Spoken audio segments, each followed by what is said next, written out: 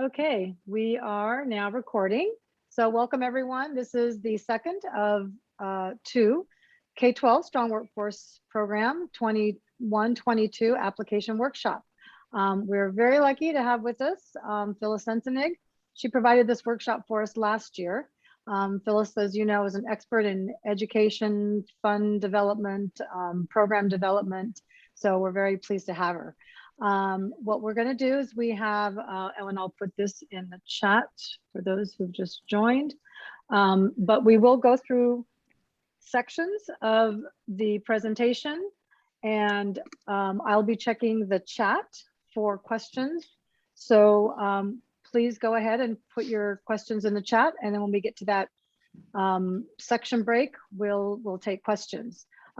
I'm Margie DeRouter, coordinator with our College and Career Readiness team. Al was on the call, but he had to jump to another meeting, so he will be joining us back shortly. And again, we have Phyllis Sensenig with Program Development Services. So that's just what I went over, walking through the sections. I'll be checking chat, and then we'll have some conversation. Since I think it's a small group, we'll be able to maybe take a few more questions, but nonetheless, we got lots of information. So I will go ahead and turn it over to Phyllis. Okay, welcome everybody. I'm going to start with an overview of the program and the request for applications. And then we'll start talking about how I would recommend that you actually put your proposal together. You'll see that I do not recommend starting at the beginning. But anyway, let's start with the program overview. This round 4, the materials that are on the Chancellor's Office website, there's a link on this page if you want to go that way. So they've got the RFA, so practice templates, examples, and scoring rubrics. And I would strongly recommend that you take a look at the scoring rubrics as well as read the RFP very carefully before you get started. Okay. Now, the purpose of the Strong Workforce Program, it was created in 2016 to fund community colleges to enhance and expand career technical education and workforce training to prepare students for high wage employment in industries that meet regional labor market needs. And that was $248 million annually, and that's at the community college level. Then in 2018, the legislature created the K12 Strong Workforce Program, $150 million annually, to create, support, and or expand high quality CTE at the K12 level. And it's actually at the grade 7 to 12 level. They keep calling it K12, but it's really 7-12. The RFA states that the program purpose is to create, improve, and expand CTE courses, course sequence, programs of study, and pathways, etc.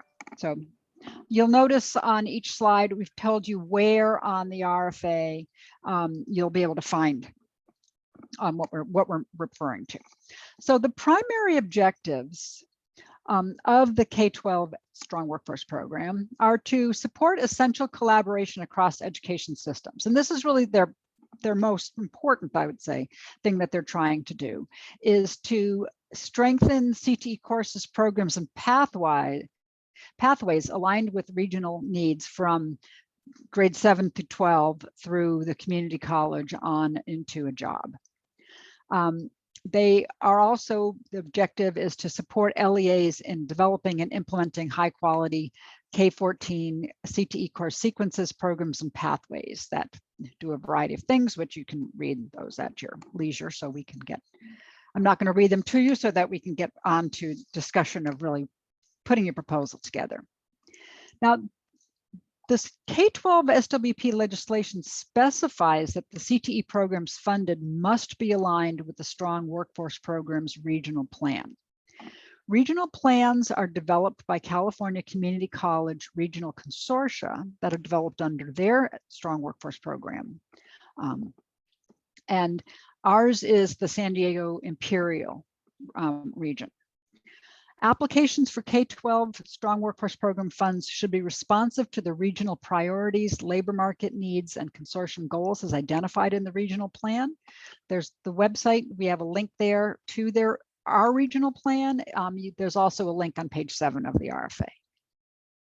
Now, the priorities of our region's Strong Workforce Program 4-year plan from 2021, so it's their newest one, is first pre-college outreach and career pathways, and that's to better prepare prospective students for college.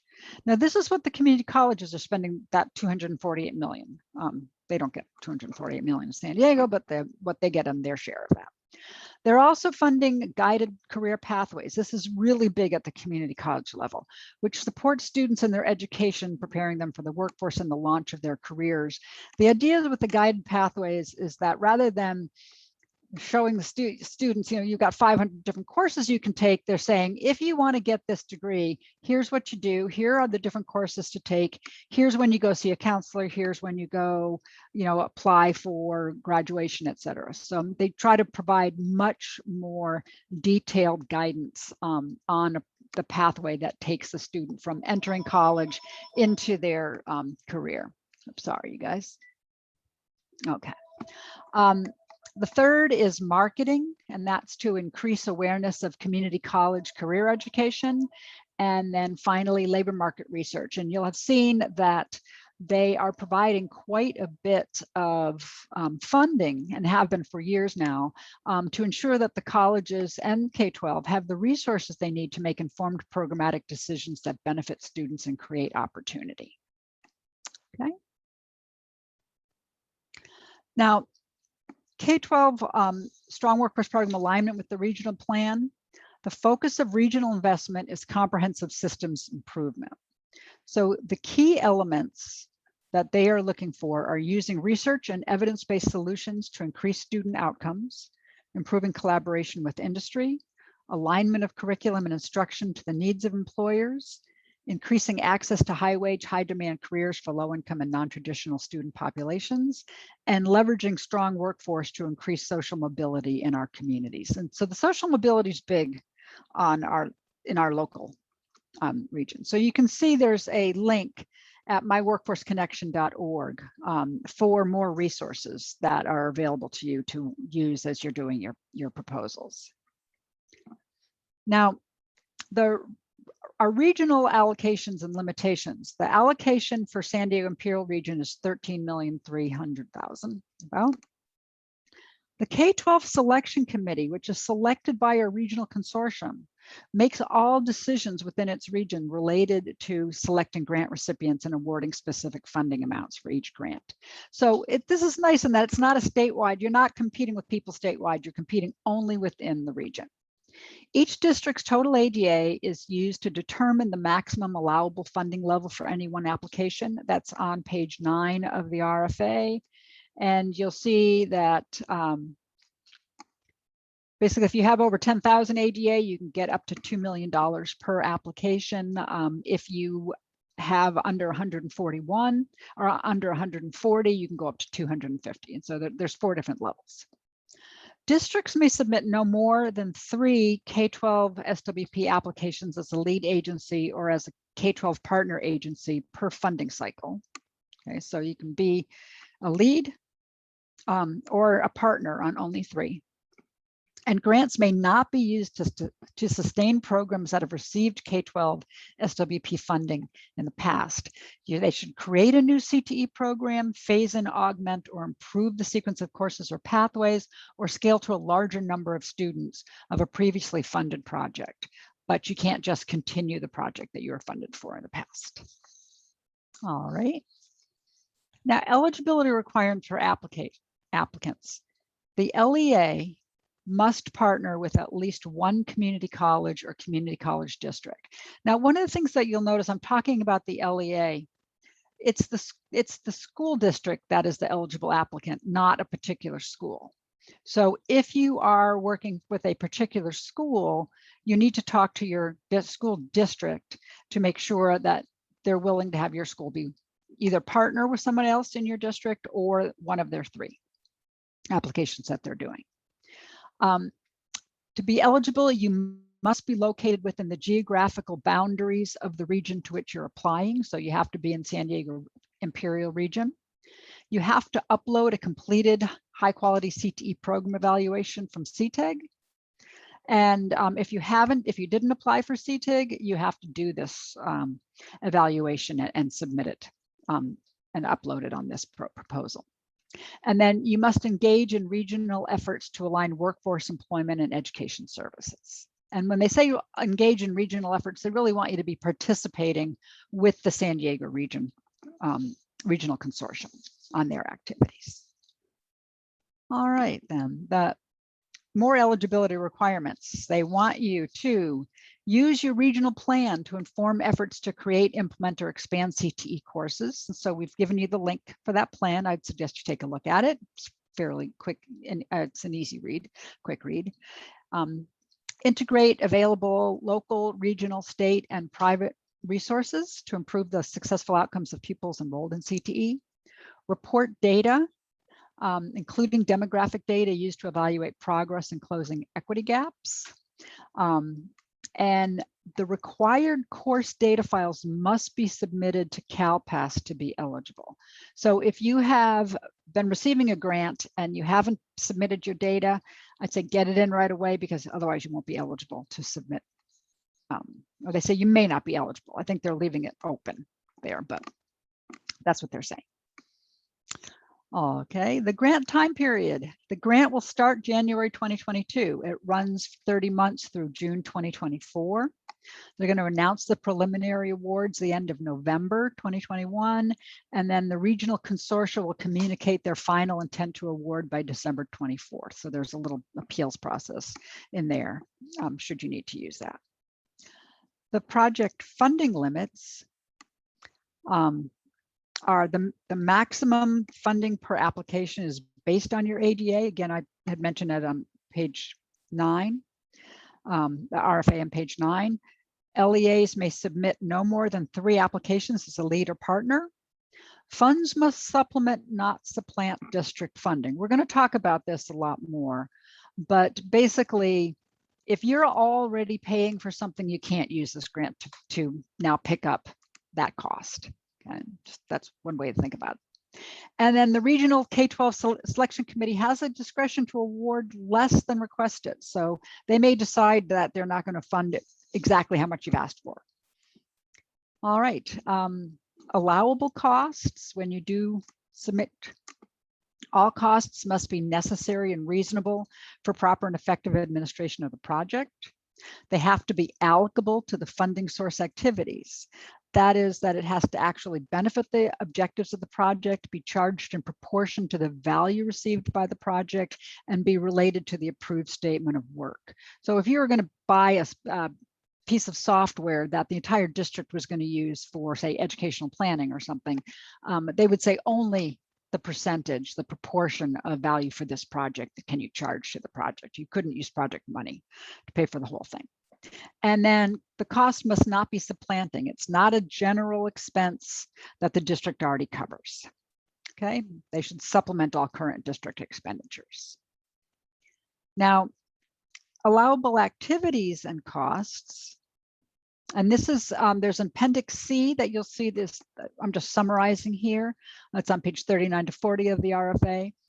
They include service contracts between members of the consortium or external service providers. So what they're expecting is that if the partners, the lead LEA will have a contract with each of their other K12 LEA partners. They also can have contracts if they're buying external services, but they're not going to do subgrants, which we'll talk about. The compensation for personnel, such as career specialists, you can pay for that, salaries, wages, fringe benefits, equipment needed to upgrade existing programs or start a career pathway program is allowable. You can have 4% indirect, and you can pay for meetings and conferences that have prior approval from your regional consortium. More allowable activities, you can buy standards, evidence-based curriculum or instructional materials that focus on the targeted career pathways, professional development, technical skills assessments that are part of a course, certificate, or program of the capstone activity, training and planning meetings, consortium personnel, and travel within California related to the budget. Next slide is things you can't spend it on. No supplanting. So you cannot pay for costs that are otherwise necessary to operate a school or program without the grant. You can't make subgrants to members of the partnership or other agencies. So I was saying you can have a purchase contract where you have a contract between the two the partners about how the money is going to be allocated, but you can't just give a chunk of money to one of the members of the partners and let them do subgrants on that and choose how they're going to spend that. That's not allowable. You cannot pay for CTE courses prior to 7th grade. You can't buy furniture unless it's an integral part of an equipment workstation or provides reasonable accommodations to students with disabilities. You can't buy food and refreshments for other than working meetings. No purchasing facilities or remodeling that are not directly related to accessibility for students with disabilities. And that's for accessibility to CTE pathways, instruction, or services. No promotional favors, no subscriptions, no activities or services for students not enrolled in a CTE program, and no travel outside the US. Now, going back again, I'm going to keep hitting on this because this can get you in a lot of trouble down the road on the supplanting. Grant funds must be supplemental. If you're already paying for something out of district funds, you can't move that over to the grant.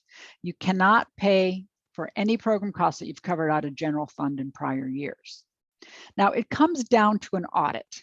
If an auditor decides down the road that it was supplanting, you'll be required to return that amount to the state.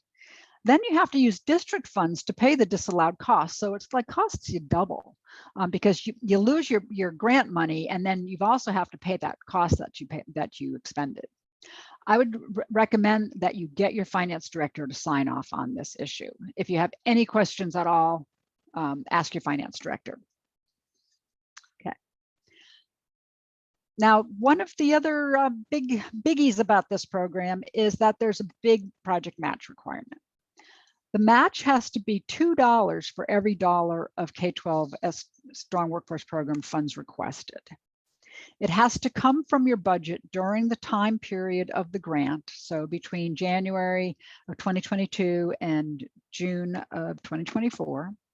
You can't use the matching funds to match another grant for CTEG or another K12SWP grant. And matching has to be from financial sources, not in kind. So what we mean there is basically like LCFF or unrestricted general funds or community college strong workforce program grant funds that support K12 CTE. One of the ways that I would think about this when they say financial sources, at some point you had it in cash during that program year, during the time of the grant, and you were spending it. So let's say if you were going to match with a counselor, yeah, when you started the year, you had that budget in cash, and you are then paying the counselor out of that. So that's how you can think of it being a financial source. Okay, allowable sources of match: your school district and charter school LCFF apportionments, Perkins 5, Partnership Academies program, agricultural CTE incentive grants, community college strong workforce program that directly serves K12 pupils, so that's dual enrollment, early college credit. College, California adult education programs that serve students under age 18. Okay, and then business industry philanthropic cash grants that will directly support the program. And again, cash. It has to have been a financial resource. So they need to basically put it out in cash. And then I'll note that the CARES Act funding to respond to the pandemic might be used, but check with your financial office about uses and timing. It has to be allocated to your CTE program and spent during the timeline of the grant. Okay, does anyone have any questions? Oh, unallowable. Wait a minute, I'm going to go unallowable sources of match. Sorry, I got ahead of myself. CTEG funding, you cannot use as match. No CTE facilities program grant funding. No public schools facility bond funding. That was Proposition 51. So that's a state bond funding. If you have local bond resources that directly support CTE facilities construction or improvements, you can use that. So local is where your school district got a bond passed to support CTE facilities. You can't use the same local match used to match a CTIG grant. Can't use the same local match that's being used to match another concurrent SWP grant application, and no in kind, so no non-cash match from business, industry, or philanthropic sources. And we do have a couple of questions, and All since we're a right. really small group, Mia, go ahead and unmute yourself and ask away. So I've got a list. Good. In the previous slide, it said that one of the matches could be with dual enrollment. Is that CTE dual enrollment to CTE dual enrollment, or can it be something that lands in the I get ski for dual enrollment to match or for that because it's early credit? All right. Dual enrollment, where, let me see. Right Yeah, here, that's with the community college. community college strong works program. Oh, That gosh, over here. Oopsie. So if we currently have a dual enrollment pilot, and let's say they're paying for the staffing, could we consider that a match even though it might be core classes, not CTE classes? All right, I think that the Has problem to that be. you would run into is that it's the community college strong workforce program funding that directly serves those students in dual credit. So that's a CTE program. So it's probably CTE to CTE, but I think that that's something that we may want to get. We'll get clarification for Yeah. you, Mia, but my initial instinct is that, yes, you can use the college strong workforce, but it has to be supporting the CTE program that you're applying for. So if it's core and not CTE, I don't think you can use it. But we'll get clarification for you on that. Perfect. My understanding is that's correct as well. Yeah. That was that, Christine. Thank you, Christine, one of our K12 pathway coordinators. What I'm sorry, I didn't hear. Christy, did you say the same thing? Yes, Margie is correct. Okay. So then my other question is in NOVA, where we have the identification section where it has start and end date, would we enter 122 to 624 then?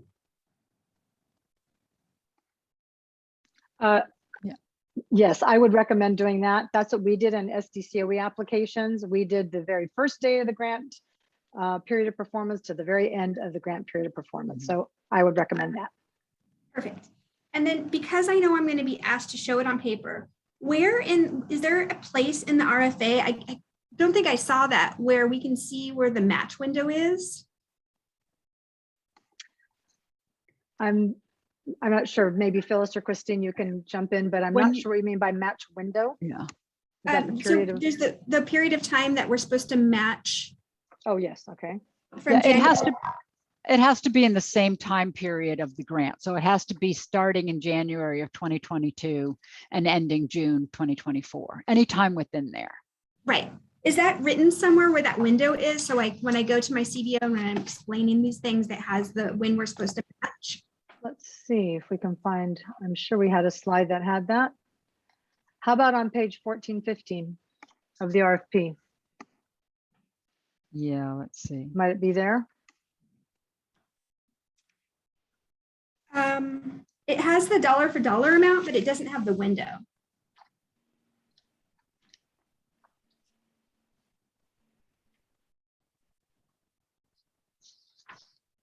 Wonder if we might find that in Yeah. the, why don't we proceed and then I can look for that while we're going through. Okay, that would If be I can super find helpful. that. Yeah, yeah, see if I can find that for you. Yeah, I don't know that they actually specified the window. I mean, other than within the time frame of the grant. That's Yeah, right. I don't think that there's a separate specification for the matching window. But we'll see what we can find for you. Yeah, that would be perfect. I know how that. James, yeah. James or Gita? All right, well, let's proceed. And just again, I'll be monitoring the chat. Sounds good. Okay. Now, there are positive consideration factors that the RFA is saying will be used to help judge who they want to fund. One is aligned programs serving educated students. So that would be English language learners, free and reduced price meals, those receiving those, and foster youth, so low income and foster youth. You get extra points if you serve student subgroups with higher than average dropout rates, which the average is 9%. If you're located in an area of the state with a high unemployment rate, the system is going to display that. I think it's like 6.4%. I don't think we make that in San Diego. You operate within a rural school district. You have programs that create new pathways, and you have never received K-12 funds as a lead or partner agency. Now they're talking about new applicants. If you've applied before and you didn't get the funding, you're considered a new applicant. It's really nobody who's received, or people who have not received any funding in the past. Okay, so that's on page 12. And then other things that they're looking for are programs that the Regional Selection Committee determines most effectively meet the needs of the local and regional economies. They want to see that you successfully leverage Perkins 5, California Partnership Academies, or agricultural CTE incentive grants, leverage contributions from industry, labor, and philanthropic sources, and make a significant investment in CTE infrastructure, equipment, and facilities. But generally not with these K-12 SWP funds, as we saw, they were not allowable for infrastructure, but that you are doing that with your match or are doing that outside of this program. Okay. Now, another thing that's required is partnerships. We've talked a little bit before, you're required to have a higher education partner. So LEA applicants are required to identify a purposeful partnership with at least one community college or community college district with the intent of developing clearly defined K-14, really 714, career pathways for students. So they want this to link directly from the high school into the community college. You're encouraged to partner with multiple community colleges for developing or supporting multiple K-14 CTE course sequences, programs, or pathways. They were saying that the partnership, this community college LEA collaboration, should be a mutually beneficial partnership. That it's benefiting. Remember, one of the key objectives of our regional plan is for the community colleges to work with grade 7 to 12 and getting students into CTE programs. So this would be mutually beneficial to them as well. And optional higher education partners are four-year colleges, including CSUs, UCs, and private colleges. Okay. Now with K-12 partner agency, there's some new things about this. You don't have to have K-12 partner agencies, but you can have more than one school district or more than one school. All LEAs that are not the lead agency but will receive K-12 SWP funds under the grant must be included as a partner agency. This is new. Didn't used to have to be that way. If the ADA from a K-12 partner agency is included in the application as a student population served, then that LEA must receive K-12 SWP funds and must submit all required reports. We were saying we're starting to get the impression that they've been having some trouble getting reporting done because there's a lot more stress on must submit all these required reports. And if a K-12 partner agency will only receive services but no funding under the grant, you can't count their ADA in the population served. And then just note that as the K-12 SWP lead, you're responsible for submitting all partner reporting requirements into NOVA. So they have to give it to you and you have to put it into NOVA. Okay.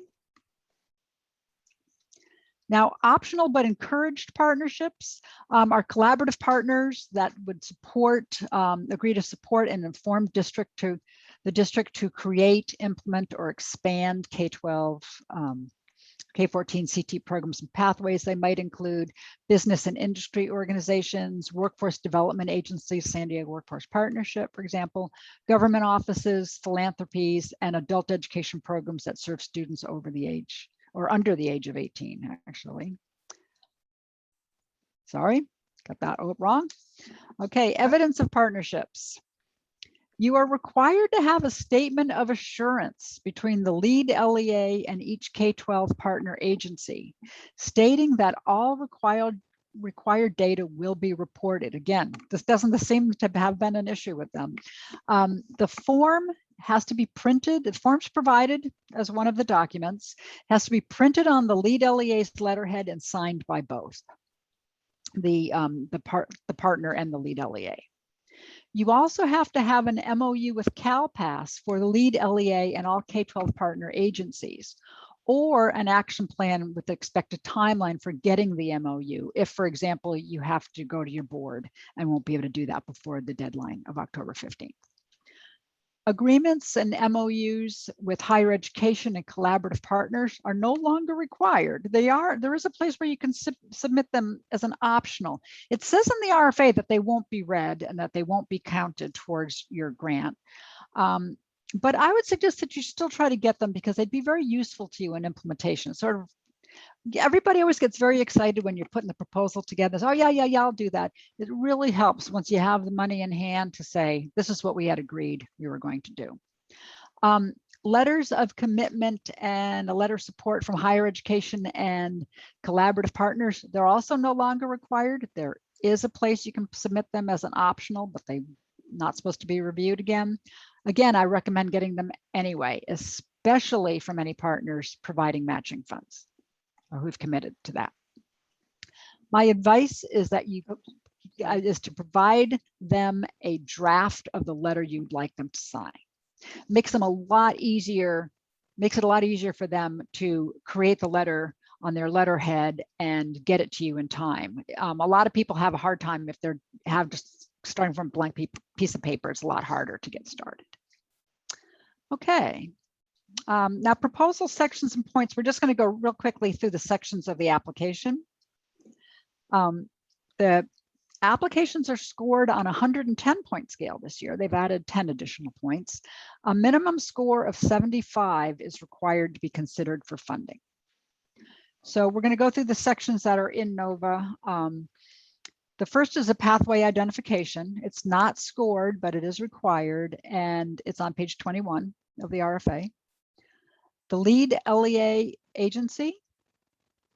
Now they have new requirements that they have listed. I think that they've always been requirements, but they're calling them out very specifically this time. You have to agree to the statements of assurance in NOVA. You have to ensure that the lead LEA and all K-12 partner agencies have MOUs with CalPAS Plus. Ensure that all required progress and fiscal and CalPAS Plus reports are submitted by all K-12 partner agencies. Have an invoice process and share K-12 communications or K12SWP communications and information with all your partners. They're saying that any K-12 SWP LEA that is not in compliance may be ineligible for future K-12 funding. So think about that. Okay. Now, there is a section on your K-12 partner agencies. Again, it's not scored. This is optional because you don't have to have partner agencies. If their ADA is included in the application, they have to receive funds. They have to submit all required reports or become ineligible for future K-12 funding. There's a section on for your higher education partners. It's not scored required, but they do want to see who they are. Also your collaborative partners, this is not scored, but optional. And note that contact information has to be provided in NOVA for the project lead alternates, project contributors and reporters, and project viewers. I think that they're asking you to do this up front so that they don't get a lot of requests as they go along about, you know, please add this person's to be able to look in this. One of the things that I would always recommend is, and I'll say this again a little bit later, but go through NOVA, go into NOVA and take a look at the RFA and everything that you have to do before you start putting your proposal together. So you don't have any surprises and you see exactly what you need to submit. That way, it's a lot easier. I've been doing grant proposals for 30 years and take it from hard experience. You always want to look, especially when you're doing something, I have to do something online, that you don't get surprises at the end of, oh, that didn't say what the RFA said, and it didn't tell me that I had to enter this separately, etc. So check out NOVA. Okay. The sixth section is the problem statement and project objectives. These are, of course, required. It's 40 points. It's on page 25 of the RFA. Positive considerations are now 20 points. They used to be 10. It's on page 25 to 26. They want you to tell them what your industry sectors and pathways are. It's not scored, but required. You have a program work plan. That's 35 points. The budget is 15. Assurances, which are not scored, but are required. That's on page 29. And supporting document. That's required is the statement of assurance and the MOUs with CalPAS or timeline. Again, as I had said, read NOVA and review that scoring rubric that was on that first page that we looked at with all the documents. Review the scoring rubric before you start to do anything, so they have a pretty good idea about what they're looking at as the highest scoring grants. Okay. Now we're going to start in on planning your project. We're going to go just a little bit through here, some of the first steps to do, and then we'll go back for some more questions if you have any. We do have one, but we can probably wait till the questions section. All right. So first thing, make sure you're eligible. Eligible applicants, as we had talked about, are school districts, county office of education, charter schools, or ROCPs.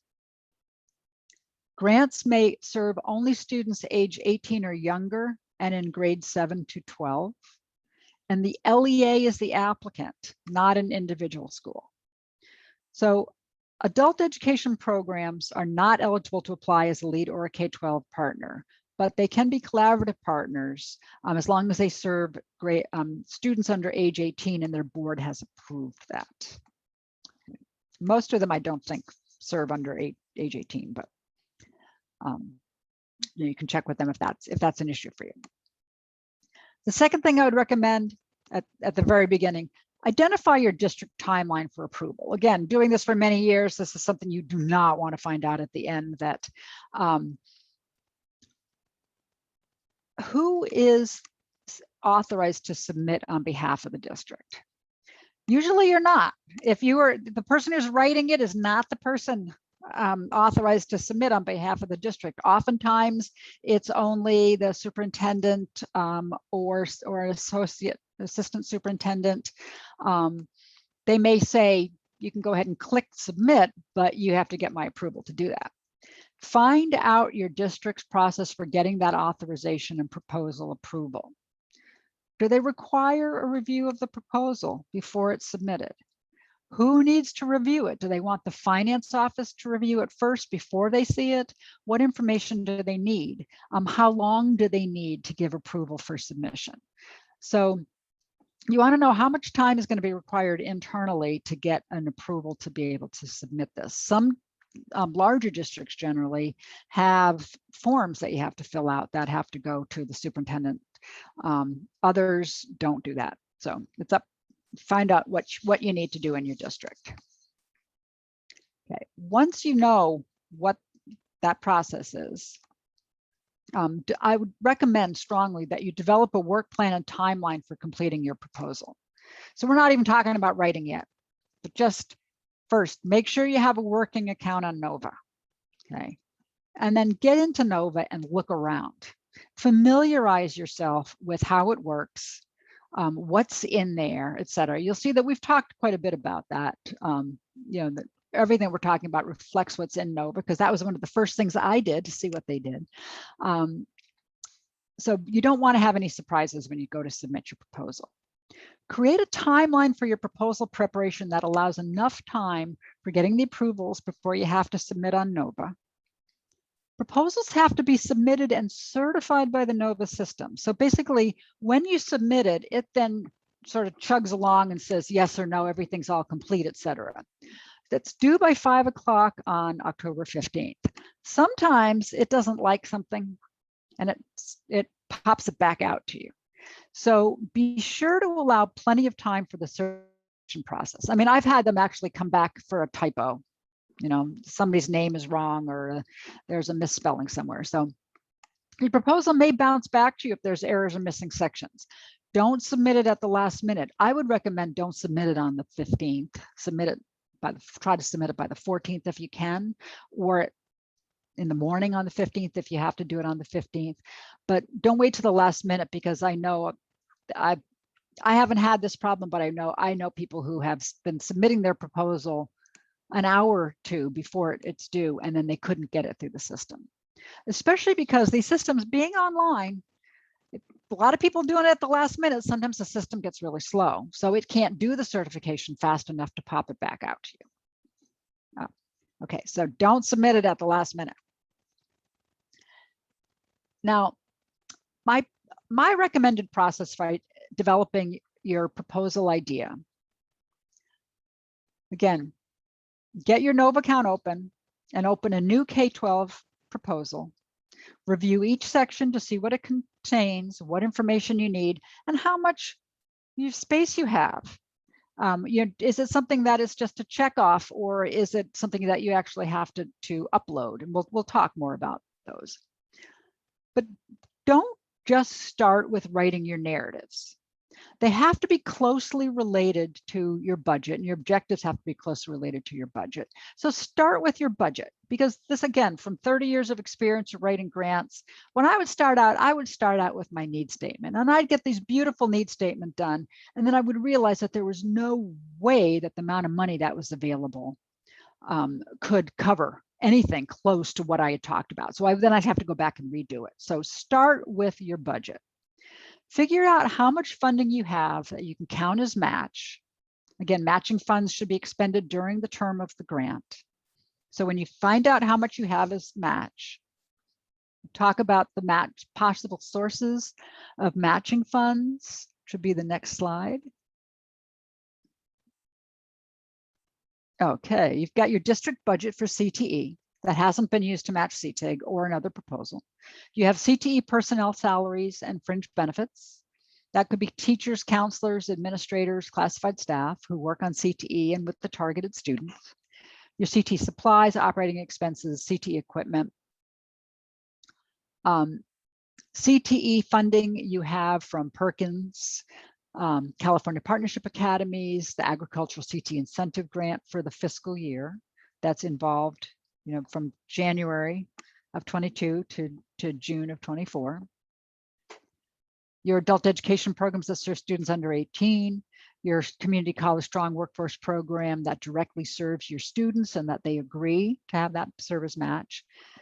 Get information and approval from your financial office. Don't go this alone if you're not in the financial office or you're not really confident about this data, about the finances, because they're the ones who are going to be dealing with it down the road. They have to be able to tell you it's okay. Okay. Other matching source funds may also include funding for business and community partnerships. They have to be financial, which basically means it has to have been in cash at some point during the time. And the match has to be documented in NOVA reports. My advice, again, that I've said, is to get a letter from each source committing this support during the term of the grant, even if it's not needed for this proposal, if it's optional. Give them a draft of what you want them to say. You want to be able to say, oh, the person that I talked to has left. Well, this is what they committed to on behalf of your organization. Remember that you can't use K12SWP funding, prior CTIG funding, or CT facilities program funds as match. Okay. Now, once you figured out how much match you have, decide how you want to allocate the matching funds that you have to your own K12 proposals, to a collaborative proposal that you've agreed to join as a partner, as an LEA partner. Remember that you can only use each dollar of matching funds on one grant. Okay, so now you're allocating across, you can do up to 3. So how are you going to allocate what you've got? And once you've determined how much match you can allocate to this proposal, divide that amount in half to get the amount you can request. So here's your budget amount. Let's say you had $100,000 that you're going to allocate. You can ask for $50,000. Now think about how you want to use the funding that you have available. You know, what do you most need to improve your CTE programs and facilities? How can you address the needs of your key target students? And we'll talk about your key target students. What can you definitely do in light of potential COVID-19 shutdowns, online learning, and limitations on in-person travel and visits to employers? You know, be realistic. As we were talking about before we started, it's quite possible that we're going to start seeing limitations coming back in statewide after tomorrow. And what could be readily maintained with district funding after the grant is over? I mean, this is not like, you know, do something for 30 months and then it's gone forever. They want you to actually be creating new programs that are going to stay with your district. Okay, so we had talked about the key target students, and I'm going to talk about identifying the target students. The 2021 RFA really has a much more explicit focus on equity and what they're calling disproportionately impacted students. You'll see when you look at the scoring rubrics that they address the disproportionately impacted students in several places, in your problem statement, in your objectives, your positive considerations, and in your work plan. So you'll see I've identified on the rubric what pages that's on, not the RFA, but the rubric. Your proposal needs to be specific about how you identify disproportionately impacted student subgroups. So decide how you're going to do that, and then identify it once, and then you don't have to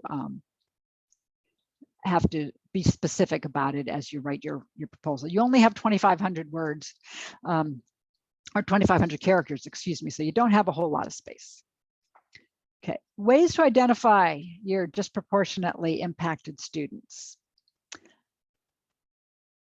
There was a webinar that Jewel Alderson Clark, is her name, right? Did, and that would be on the next slide. There you go. Oops, sorry, I got ahead of myself. The disproportionately impacted students that are called out in the RFA: English learners, low-income economically disadvantaged students, foster youth, students with disabilities, homeless students, other groups of students identified in Perkins, those who are non-traditional in CTE, single parents, out of the workforce, parents on active duty in the military, and ethnic subgroups. What you want to do is look at these groups and look at their outcomes. So the outcomes that you may consider would be high school graduation rate, preparation for college and career, and we'll talk a little bit about how to find this data. And then engagement and retention data that you have locally in your district. So local data such as attendance, CTE course completion, stuff that's not necessarily reported directly to the state, but that you have locally, okay? Now, resources for finding information on disproportionately impacted students. Jewel Clark did a great workshop on leveraging CCI equity data to inform CTE grant writing. So this is she has really good overview about how to look at this California School Dashboard data to identify who is disproportionately impacted. Now, one of the things that I should mention is that this disproportionately impacted term sort of comes from the community colleges. You know that this money goes to the colleges and then they're giving it to the through K-12 through these grants. And so what the colleges tend to do is to look at what is your average outcome on a various measures, and then which groups are doing worse than the average, and that would be your disproportionately impacted. You may say, you know what, I'm going to look at anybody, they have to be doing 10% less than the average. Okay. One thing that I would caution you about is, as you're looking at those averages, if you have one subgroup that makes up big proportion of your students. Let's say that your student population is 90% Latino. What you want to do is look at your Latino student outcomes and see if they're different than other subgroups outcomes to see for that disproportionate impact, because they're going to be the ones who are setting the average. And so you have to just be careful when you're looking at the averages about those really large groups, because they often will not show up as being disproportionately impacted if you're looking only at the average. You can also access data on school and district demographics and outcomes through DataQuest, which is, we've given you there. Take a look at your Perkins plan for additional data on Perkins targeted groups, and look at your school and district information on student enrollment in CTE programs by subgroups. Okay, so does anybody have any questions? And go ahead and unmute. There's one that actually that Christine then clarified. So Gita was asking, can you clarify programs that create the statement, programs that create new pathways? And Christine, thank you, Christine, did respond that yes, that is something that came up before, and that Leslie was trying to get, was going to get clarification, because the question was, is it new pathway at a new school, new to the district, a new pathway to the district, a new section of the pathway? So there were several like different ways of slicing it up, what new pathway might mean. So thank you, Christine. We're definitely gonna look for Leslie's response on that, and we'll make a note of it as well. I'm assuming maybe, I'm sorry, there's wiggle room. Like we have classes that Jewel identified could be a pathway, but we just need to code them and apply for through UC doorways. So that might be a potential, and that's going to be at our continuation school that does not yet have a pathway. Oh, okay. Yes, that might work. Yeah, absolutely. And then I scoured through the RFA looking for when the match window might be. And the closest thing I could find was in the assurances certifications section. That's on page 37. And it just is a statement saying you're assuring that the grant funds that you're receiving, the match is used solely for that purpose. So it's inferring to me that it's for that grant that you're applying for during this time period, that your match funds are for the same. But again, we'll try and get a little tighter language on that. And when you do go into NOVA, you'll see where you have to report match. It has the year and the quarters there, or the date. So that might be something you might be able to show your CBO if he or she really wants to see, well, what is the time frame? So that might be another place, or show the example template. That is a part of one of the links in the RFA. But till then, I looked back at a couple of years and I couldn't find anything in round 3. I looked at round 1 and they said the match requirements must be met within the term of the grant, which is specifically what you're looking for. And that's on page 8 on the link that I provided for round 1. And so, I mean, granted it's round 1, but it hasn't changed. So I don't know if that's sufficient. We can probably get a statement either from Leslie or from Sally if you need something more official. Thank you. Thank you. Yeah, earlier this morning I had emailed Leslie the same question, just because I just know how She's gone all week. Leslie is.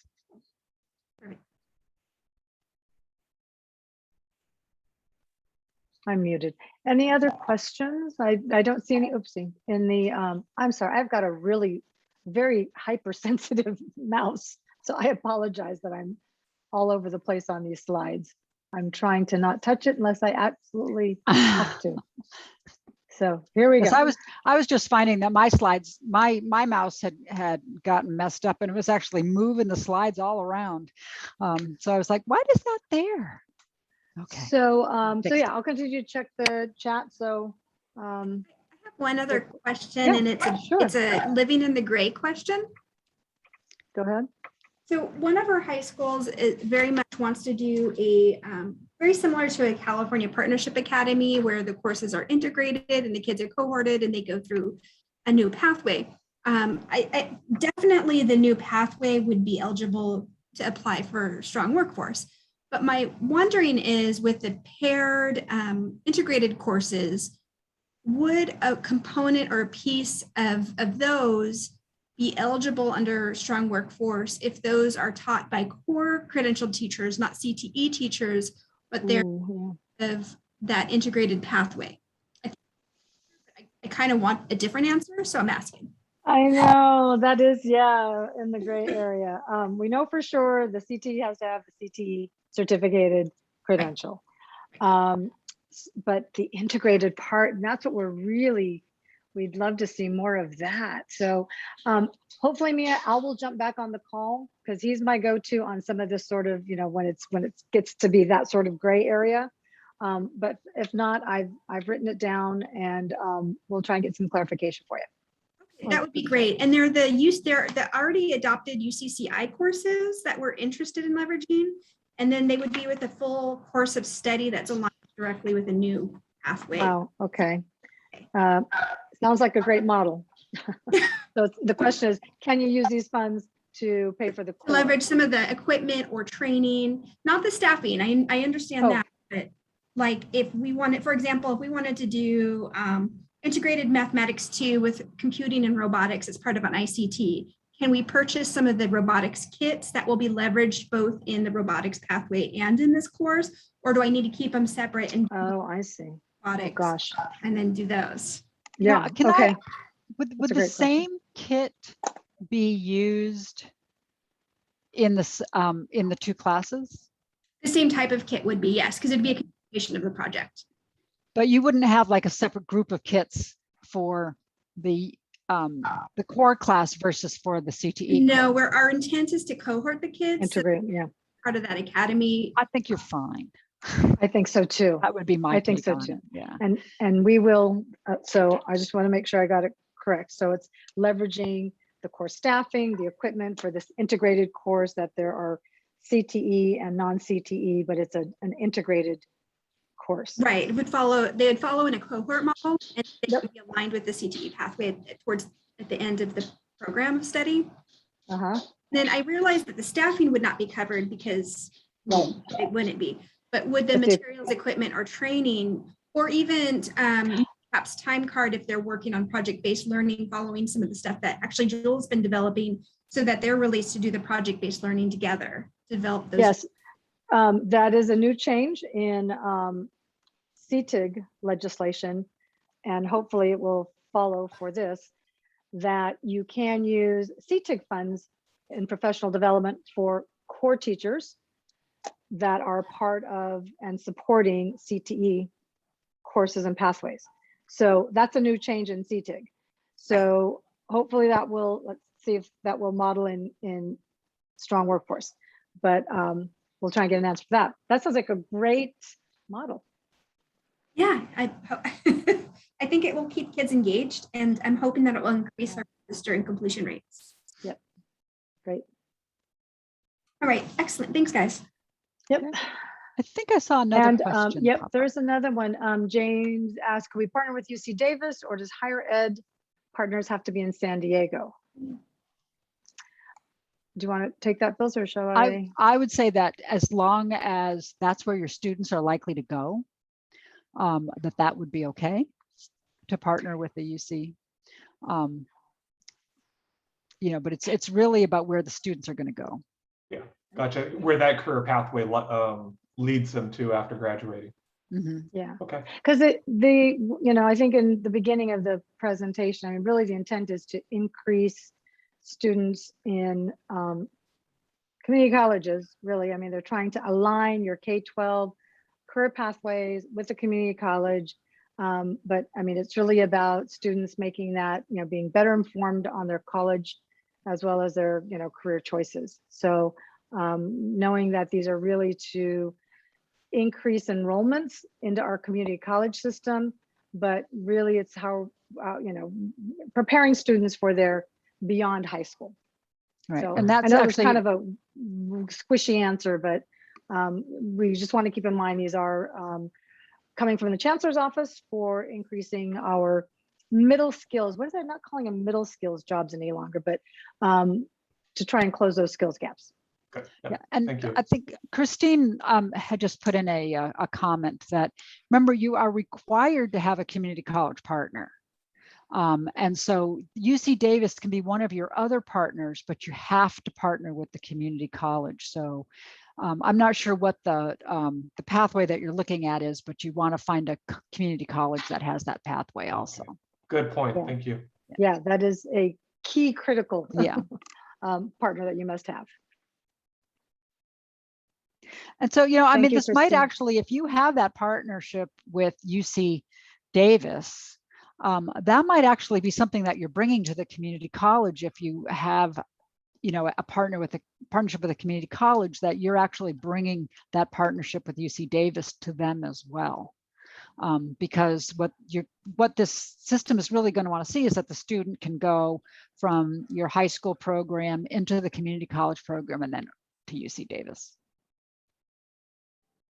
That would be ideal. That would be the pathway that they're talking about, the guided pathways.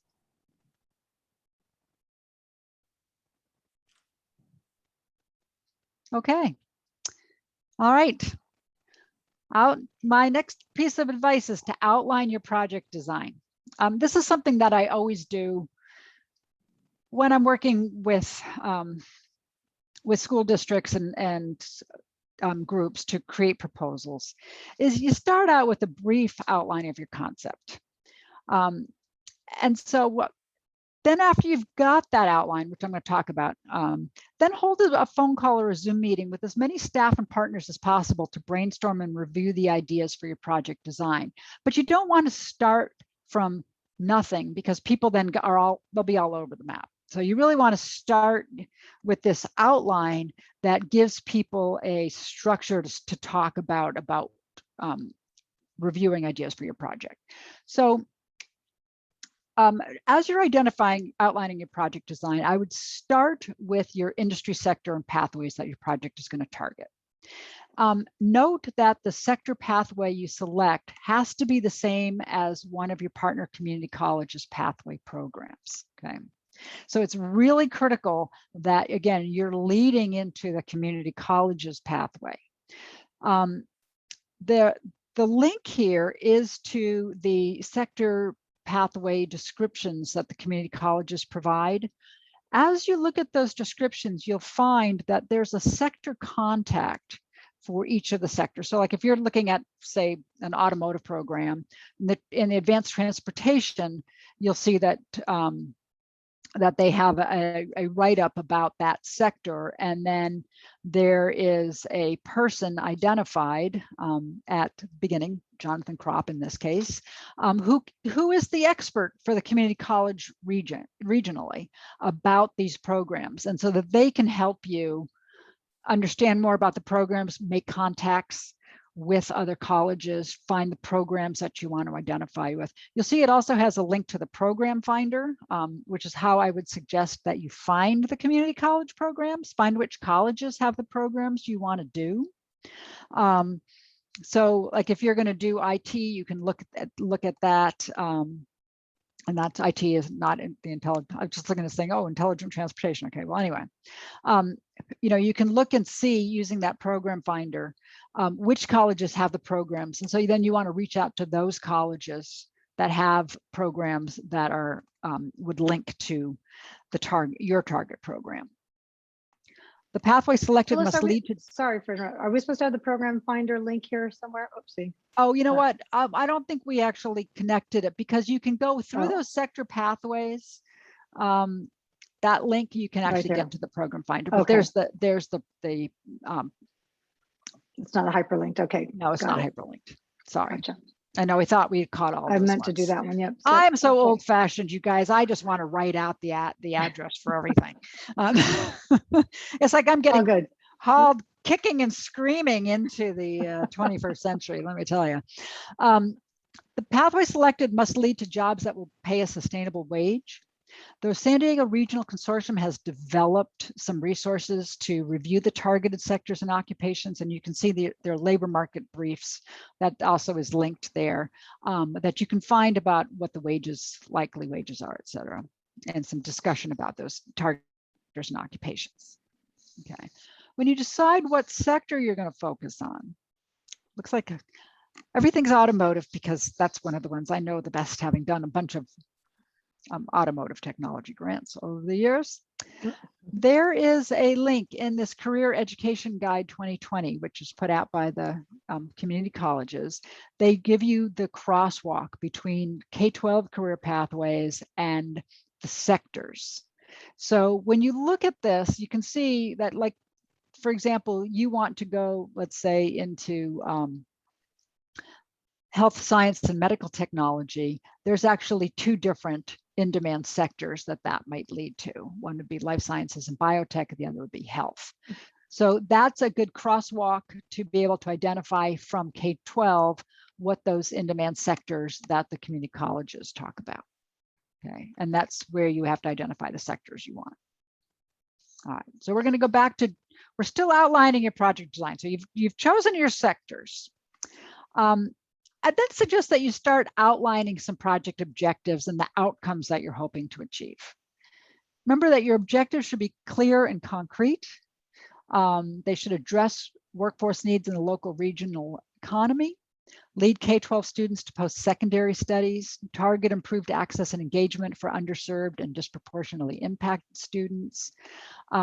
They should be informed by the regional strong workforce program priorities, which are middle and school, career development and pathway development. Now, there's some good documents here.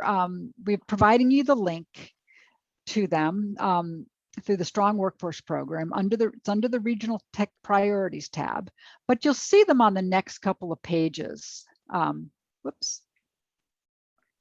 I just want to see that. The tab round 4. Yeah, actually, I think I'm not sure that that's what this is supposed to be. Yep. Okay, now if we'll we just go keep here. going back to the, okay. Yeah, had you been linking to that My Workforce Connection? Well, if you follow that was My it. Workforce Connection, okay. There's under the regional priorities tab, that should have these. But you can always Google them if you can't find them for some reason. Regional priorities. Sorry, there you go. That's the one, on the yes. round 4. So you'll see the middle school career development continuum and the high school career development continuum. These were developed with a lot, I mean, the regional consortium spent a lot of time developing these. And if you go back to the slides, these are some, we're just showing you like the top page of each one. They're looking, there's like 4 pages each. And they're going to give you a really good idea about what the regional consortium is looking at in terms of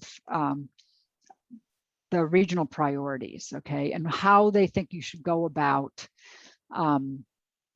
developing like career awareness, career exploration, et cetera. So it gives you a much better feeling for sort of where they're coming from as you're developing your objectives. Okay, so we can just click through those 2.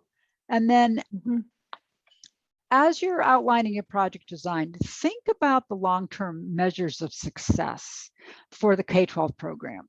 They're really, the long-term measures are students completing high school, transitioning successfully into an aligned post-secondary program, graduating with a degree or credential in a high-demand field, and securing employment successfully. So you see that for the strong workforce program overall, it's not just that what you're doing at K-12, it's going on from, the metrics go on from there to the community college and then employment. But there are 4 metrics that measure K-12 student level outcomes. The first is completing 2+ CTE courses in high school in the same program of studies. So these are things that you might have sort of as objectives. Completing 2 or more CTE courses in high school in the same program of study that include early college credit, work-based learning, or third-party certification. Whether the student graduated high school and whether they enrolled in a California community college within 1 year of leaving secondary school. You're probably not going to get that last one in the term of your proposal because it's a whole year. So you got really the first 2 might be things that you want to put into your objectives. There's additional K12 SWP metrics that measure post-secondary student level outcomes. I'm saying, see the RFA on pages 33 to 34. To some extent, you'll see that the RFA reflects the community college's way of thinking much more than K12. So keep in mind that sometimes they'll try to push ahead of where you guys are. You're really looking at those first 2 metrics, although you have to report all 4 of those on those first 4. Okay. Now, as you're outlining your project design, again, we're coming to basically to have something that sort of is an outline that you can share with others about what you guys are thinking. There are 4 K14 pathway strategies that the project can focus on. Curriculum and instruction, college and career exploration, post-secondary transition and completion, and work-based learning. A lot of times the students these projects focus on 1, 2, and 4, some might be on 3. What I would say is list or outline the activities you'd like to implement within each of those selected pathway strategies. You don't have to do all 4. You only have to select one of these strategies for the proposal. So think about which ones you really want to focus on. Sort of make a list of some of the things that you might think you might do. Identify who the partners would be for each project, including your collaborative partners. And then identify sort of who would do what in each activity. What staff, supplies, equipment, materials do you need to be able to do this? So now you've sort of got an outline of what your target's going to be,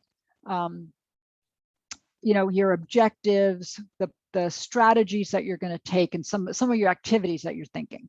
Then now review that outline with your partners and within your district to get approval of the project concept. I always try to do this before I start writing, because this then becomes the map for what you want to write about. And I have found, again, in a lot of years of doing this, that once you've got something written down, it's a lot harder to change it than it is to have to change your outline, basically. So I really try to finalize your concept before you start writing the narrative. Okay, anybody have any questions? And then for each proposal that you want to submit, I'd say create a project design outline for each one. There are no questions in the chat. Nope.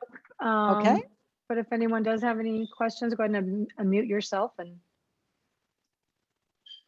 no.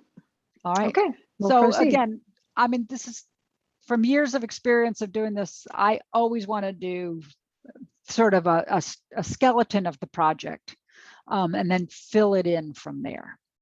So when you're writing your proposal narratives and putting your actual proposal together, they start with the budget. So we've identified what the match and how much money you have and sort of the things that you want to do. Use the object codes in the project program budget and match template. They're standard object codes for education. Identify what expenditures you think you want to have in each of those object codes. And you're talking about how you're going to spend their money now, okay? How much you're going to spend of this strong workforce program money. You don't have to have strong workforce program costs in every object code. But once you've identified what it is, so let's say we'd say maybe you have $75,000, you then are creating in Excel a spreadsheet by object code of what you're going to do with detail within each object code. Once you've identified that, you can draft expenditure descriptions for each line item you're requesting. Yep, 2,500 maximum characters for each object code. So this is a place where you can talk a little bit more about why you're spending something, you know, for each code, because you've got quite a bit of space. They give you quite a bit of space. I'd say draft your budget in Excel and your descriptions in Word. You can then enter them into the Nova platform, but don't try to create anything in Nova. That's really just where you pop things in once you've got it done. Get your district approval on your proposed expenditures. Because again, if they come back at the end and say, no, we don't want you to do that, and then you have to try to figure out, how does that affect this? How does that affect my program plan that I've already written? Make sure that you get the district approval before you start writing the more complex parts. Okay, so that's you've got your proposal budget. Develop your matching budget. For each project activity you've identified, decide if you also need to use some of your own matching funds towards that activity. And some of the match from your partners. Draft a matching budget in Excel. So usually what I would do is I would create all of those object codes down on the left column, and then have columns, a column for SWP funds and then a column for match, and then create them side by side. Make sure that your match is at least double your proposal budget. You get 100 maximum characters for each object code, so you in the match, so you don't have a lot of space to describe what they are, but I would draft those again in Word. My advice again, get your district and partner agreement on the matching budget. Start getting the process of getting letters of commitment or MOUs to document the commitment. It's not required to be attached, it's an optional, but you really do want to have those for, you know, once you get the grant, you definitely would be useful to have those. So you've identified what your budget's going to be, and you've written your descriptions. Now you can start going to your work plan. You know how much money you have and how you're going to use it.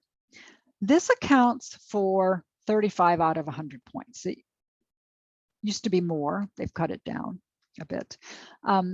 Review the scoring rubric before you start to write, so you see what they're looking for as the highest rated. Draft it in Word. You can then pop that directly into Nova. Be aware that Nova, if I remember correctly, when I was using it, it doesn't allow you to do bullets. And I mean, the bullet will come out just like as an O, you know, it doesn't actually format stuff. It comes out straight text. So, you know, just think about that if that's really critical to be able to read it. Draft it in Word. Identify which K14 pathway strategies you're going to focus on. You've got the 4. Note that you're not required to select more than one strategy. But if you do, you have to answer 5 questions for each strategy you select. And the 5 questions are on the next slide. You have 2,500 characters for each question. Again, draft them in Word first. First, the description of the work funded by K12SWP. So it's an overview of how the work is related to your selected strategy and how it will help you reach your project objectives. List your project activities and expected outcomes, again, from your outline. That's one of the reasons why it's so nice to have that outline, including the outcomes metrics that we noted above. Okay, so you want to make sure that you're talking about not just what you're planning to do, but what your outcomes you're expecting to see. The partner roles and responsibilities, again, you've got 2,500 characters for each of these items. Number of students and or teachers to be served and the way they'll be served, and your justification for the requested funds and plans for sustaining the effort. This used to be 2 questions last year, but they added this other question this year. E is that activities designed to improve access to and completion of high-skill, high-wage CTE opportunities for disproportionately impacted students. It's such a huge focus. So it's like such as improvements to outreach and targeted academic supports for those students. So when you think about the strategies, you have to answer all 5 of these questions for each strategy. So you may want to limit the number of strategies unless you are really wanting to write a lot, okay? And then now that you've got your work plan, now I would say draft your problem statement and your project objectives. Remember, I had mentioned that, you know, in the past, if I started out with the problem statement, you end up talking about all these problems you can't possibly address. Now you're targeting, because you've already done your work plan, your budget, and you've drafted your objectives in your outline. You have a pretty good idea about what it is you're trying to address. So provide a brief problem statement that's concise, clear, and evidence-based, that supports the problem or need that you're going to address. You've got 2,500 characters. That's about 29 lines of narrative. Make sure that it matches your work plan. It should be informed by your region's plan and or local and regional labor market information. Identify the sector and industry challenges or needs the project will address. Include sector industry data. Remember, we had provided you with links to that, sources of that information. And use data to identify equity gaps in how students subgroups access experience, opportunities, and complete high school coursework aligned to CTE. And they said, and STEM programs, which I'm not sure why they put that in there, because not all STEM is CTE. Include demographic enrollment and completion data to substantiate your targeted student population. Some sources of that kind of data are on the next slide. Okay. You can find local demographics if you want to talk about your demographics. Much bigger topic in last year's grant, but this Tableau Public has a nice way of finding demographics by zip code. You can also access demographic and socioeconomic profiles by community college district, elementary district, and jurisdiction from SANDAG. So that gives you a much better idea about, you know, what percentage of the region is low income, et cetera. And you can find data on school and district demographics and outcomes on DataQuest, which we've got the link to that. Okay, then you want to draft your problem statement, your project objectives. There's 20 points this year. It was only 8 points last year. They should be clear, concrete objectives. Include how the LEAs are going to use the K12 Strong Workforce Program funds to meet those objectives. You've got 2,500 characters maximum for your objective statement. They should align to the problem statement, be informed by your regional plan, identify efforts to align career pathways in our programs to post-secondary, describe efforts to close equity gaps by improving access to and completion of CTE opportunities for disproportionately impacted students. Now, the Chancellor's Office provided a sample objective statement, which was not exactly what I would expect to see in an objective. They were very talky, it seemed to me, and not very numeric. So what I did is, what I like to see in an objective is a timeline and numbers that you can cite to show that you did it.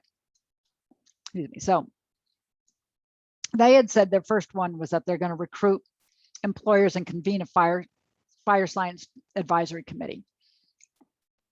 Mine is that by June 22nd, an advisory committee with at least 5 members will meet at least once per semester to do those things.